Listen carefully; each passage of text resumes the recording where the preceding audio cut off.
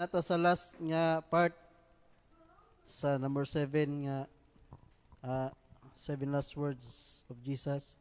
So isa nalipay nga nanata sa last nga part hapit na tamahuman. Mabasa na to sa Luke 23 verse 46. Ngandra, ngon sa verse, and Jesus crying out with a loud voice said, Father, into your hands I commit my spirit. Having said this, he breathed his last. Ang uban nga comment, ang uban nga versions ani commend ang gamit nila nga word sa commit. So kani nga panahon sa last naman yun nga part ni Jesus nga mga moments bitaw ni nga last na gyud niya nga lihok aning kalibutan or last niya nga istorya, last niya nga panukad or panikad para una siya isulti na siya gusto ipasabot. So this was the last moments of Jesus in the cross before he was out of breath. So ang reality ani nga sa situation diri sa panahon nga hapit na gyud mabugtuan og kinabuhi si Jesus Christ. Ang reality ani is punishment was not spared. So ang punishment wala siya kuan kanang malibre or nalibre si Jesus tungod kay naay lain nga way. Di ba nagampo mas Jesus no? Nga og pwede nga og posible ba nga naay lain nga kanang pamaagi para dili na siya moagi ani nga way. So na iyang pag-ampo ni Jesus Christ og posible ba sa Dios Amahan nga naay lain nga pamaagi para dili na siya moagi ani magantos ba? Di ba? Unya sa ato ang gamanan magid ang Ginoo, di ba? O, sa atong makita daghan kay manahimo ang Ginoo sa bisan pa man sa mga verses nga tong mga nabasa sa Bible, daghan kay mga nahimo ang Ginoo nga imposible. So sa kani nga part ni Jesus sa iyang prayer, ni kuan sa tag lakbit sa gamay siyang prayer, di ba? Pwede ba mahimo sa Ginoo? No? Pwede kayo. In fact, naay verse dira sa kitong gikulata si Jesus or dagmal-dagmalan siya nga niana siya nga pwede ko mo tawag og mo palaban sa ang Dios Amahan. Pila ra man pag-istorya nga naay mudong ani nga mga anghel, pila ka legion, 12 legion nga mutabang niya pero wa niya gihimo, di daghang kay pamaagi man. Pero kani nga part ani, Father, into your hands I commit my spirit, naay say gipasabot si Jesus Christ na siya gimin gyud ani. So pero before ang reality sa situation is punishment was not spared. So wala malibre si Jesus Christ, wala gituyo sa Dios Amahan nga mahimo siyang sacrifice. Mahimo siyang nati nga karnero, kanang nati nga karnero ba nga without blameless ba? Without fault, walay kanang kagid, walay samad. Oh. Nahimo siyang sacrifice. So, sunod. Ang reality ani nga situation is death is certain. So, tinuod ang kamatayon. Kay ang tao dili man pud ta ingon para ni Jesus no nagampo siya sa Ginoo.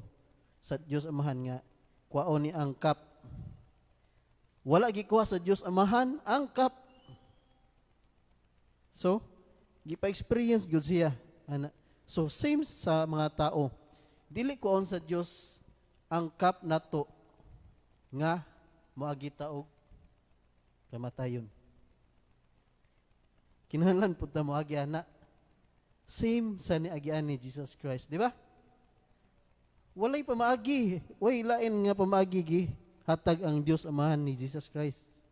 Same as us, dili ta makaampo tas Ginoo, Lord, di ko ganahan nga moagi kamatayon kisay may nakaampo ana. Lord Jesus Christ, di ko ganahan moagi nga mamatay ko kay luoy kayong naklantaw ko sa ubang mga tao nga niagi og kamatayon. Naganto sila. Unsa lang kamatayon, sakit kayo lang taon. Nya og moagi ko na sakit kayo. Na. Nakampo nakasuy og ampo gunana. Nga di mo moagi kamatayon. Mo-rapture na. Ganahan na ta mag-rapture ang Ginoo. Mubalik ang Ginoo para kita madala ta. Ha.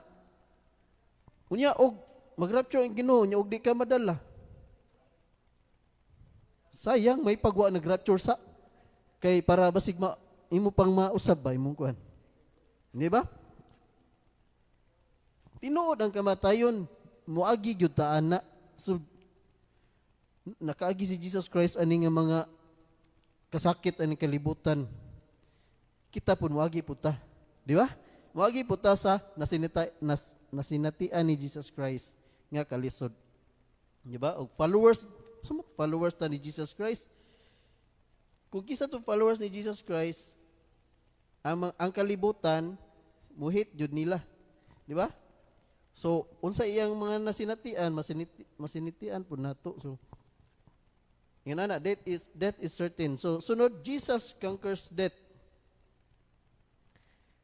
Kay gibuntog ni Jesus Christ sa ang kamatayon nga mao ang punish sa primero pagyud nga creation nga primero pagyud nga nahitabo nga nakasala si Adan ug si Eva. So, dili wala gikuha sa Dios ang punishment nga makagi og kamatayon or we are dead in spirit. No, matay si kuan sa spiritual si Adan ug si Eva, naputol ila ang relationship sa Ginoo. Unya agip gyud sila kamatayon nga physical, di ba? Napadyoy mga punishment nga nagi silang mga lawas. So, wa gikuha sa Ginoo. Pero na sila nga pamaagi. So, ang lain nga pamaagi gi dawat ni Jesus Christ or iya ang giangkon ang tanan. Siya ang recipient or siya ang maong sacrifice sa Dios Amahan gi hatag diri nato. He is taking all the strength just to say these words. Kani nga last nga mga moments ni Jesus Christ, katigong pa gyud siya kusog ba? Nga musyagit siya. Nisyagit man siya ani nga part. Crying out with a loud voice. Sa tanan nga hitabo niya aning adlaw, kapoy na ni kayo sa tanan, gaaswat pa siya cross nga dako kayo. Unya gabaktas ra biya, wa to gasakay og kuan. Karwahi. Oh, gabaktas gikan atong ubos niya kani iyang gilansangan bukid ni siya gamay. Unya mag-aswat ka og kanang butang nga bukat kayo niya mo saka kas bukid. Unya gi latos-latos pa ka, gikulata pa ka. Kapoy na kay na, oy, hangak na kay na. Unya bitay pigog ka kanang ang paglansang ani niya kay dili kanang sampak yun sa tiil nga magbarug ka ay ha pakalansangan dili ipa anak ba jud sumining magbitay jud ka ani paglansang ana magbitay so bukat kayo hangak na ni kistanan so nakagain pag siya strength ani sa pagsulti og Father, into your hands I commit my spirit. So naka-sulti pa gyud siya ba? So, he is showing where the spirit belongs. Ang pasabot ani kaning istorya ni Jesus Christ. Iyang pakita gyud sa mga katawhan o sa iyang mga disciples. Kaya naman po iyang mga disciples ato naglantaw, di ba? Ug asa gikan ang spirit. Makita na to sa Ecclesiastes 12 verse 7. Naigingon dira nga ako lang bisayon na pagsulti. So ang lawas mubalik sa abog. Pero ang espiritu mubalik sa Ginoo. Nga mao ang naghimo o mao naghatag niini. So sa creation lang daan gitayhop to si Adano sa ilong pagtayhop. Moto ang spirit ni sod sa ilong. Nahimo living soul, nahimong living being si Adan. So, whenever ang tao mamatay, ang spirit mo balik sa Ginoo, sa iyang creator. So, mo na gipasabot ni Jesus Christ before before mamatay ang tao, mubalik ang spirito ngadto sa nagbuhat. Sumutan na siya, Father, into your hands I commit my spirit. Nakahinumdum ko before yun na namatay si kuya, nakahinumdum ko ani nga kanang situation ba ni Jesus Christ ba? Kanang niya na siya nga dili lang sa iyang situation pero nakabasa pud ko ani sa Old Testament gyud nga ang espiritu mubalik gyud sa Ginoo. Motong nakahunon ako nga before gyud namatay si kuya, padung na siya mamatay. Ako si agiampo gyud ako sa Ginoo, Lord, dawata ang espiritu di kuya. Mo din akong giampo sa Ginoo. Kay murag di naman jud makaya nga mabuhi siya. So, Lord, dawata ang spirito ni kuya. Kay dira managikan nimo ang tanan, di ba? So, some of the words he spoken was written long before the day the hour has come. Ang kaning uban nga mga words nga iyang gisulti before siya namatay, na uban gi-quote dadto sa Old Testament. Ang kanipod ang kaning Father into your hands I commit you. Napod ni siya sa Psalms. So kitong giingon po ni Walit ganiha, napod to siya sa Psalms. So naiuban naasa iyang gi-quote iyang mission jud sa Psalms 22. Kung imo na basahon ang Psalms 22, ang mission ni Jesus Christ mao na siya. Advance kaayo ang verse before nahitabo ang kamatayon ni Jesus Christ. So imong basahon na siya, nindot kayo. Nahaom jud siya ba sa mura siya vision or unsa ba? Gi-advance kay tanan ba? So namin nagsulti nga nagsuwat ata kay si David. Siguro pod no. Pero ang thought ani nga mga words nga giingon ni Jesus Christ sa pulong aning Father, into your hands I commit my spirit is that makita na to nga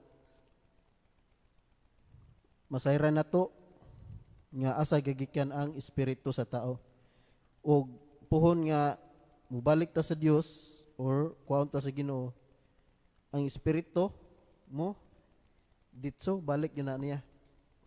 So iyang gidaog na ang tanan. So dili ta na ako pong nahadlok po ko ba nga nahadlok ko nga mamatay. Kisay nahadlok rin nga mamatay rin. Dali ko ano eh. So ang uban wala nahadlok. So sa kani nga gipakita ni Jesus Christ ani nga pulong niya Nakaingon ko ba nga nadlok jud ko nga mamatay. Pero nakoy daghang mga questions ba. Pero paglantaw na ko aning kinabuhi ni Jesus Christ ba, na jud na ana sa akong kaugalingon nga mo bitong ni Aris si Jesus Christ bitaw nga nagpakamatay siya. Iyang gisinati ang kamatayon. Pwede man niya di sination ang kamatayon. Pero iyang gisinati. Pasabot ana, ayaw kahadlok kamatayon kay ngano gisinati na ni Jesus Christ ug iya nang daog. So meaning iya nang gidaog. Wa nay power ang kamatayon sa imong kinabuhi. Mamatay lagi ka pero nay kinabuhi uy. Nya mahadlok digad nga mamatay karon nya hadlok ka nga unsa na ka ikaw magkamatayon asa nakapadung. O na di ka angay mahadlok so mo na gipakita ni Jesus Christ ani kay ngano man iya man buntog ang kamatayon. So after ana naay life naay kinabuhi. So salamat sa Ginoo ni Jesus Christ nga iya ang tuman ang will sa iya ang amahan. No. Nga mahimo siya ang sacrifice para sa ato ang mga kasalanan. So dako kayong pasalamat sa Ginoo, glory and honor sa Ginoo lamang ug wala nay lain. Mao to siya. Salamat sa tanan, maayong hapon.